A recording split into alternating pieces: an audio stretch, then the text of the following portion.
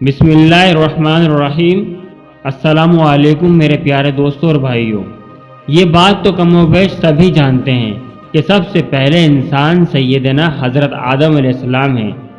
اب سوال یہ پیدا ہوتا ہے کہ انسان پہلے کیا تھا اور اللہ تعالیٰ نے اپنی بے شمار مخلوق میں سب سے پہلے کس چیز کو پیدا فرمایا؟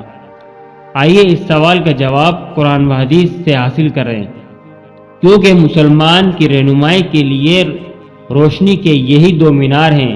جناب رسول اللہ صلی اللہ علیہ وآلہ وسلم نے ارشاد فرمایا، ترجمہ: میں تمہارے درمیان دو چیز چھوڑ رہا ہوں، جب تک تم ان کو پکڑے رہو گے، یعنی ان پر عمل کرتے رہو گے، تو تم ہرگز گمراہ نہیں ہوگے۔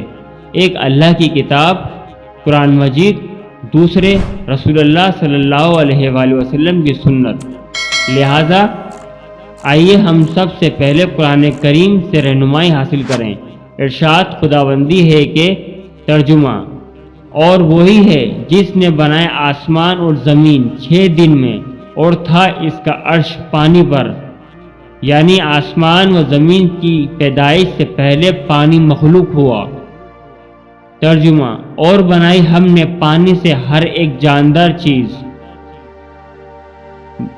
میرے پیارے بھائیو دوستو، اگر یہ ویڈیو آپ کو اچھی لگی ہو تو پلیز میرے چینل کو سبسکرائب کریں، لائک کریں اور شیئر کریں۔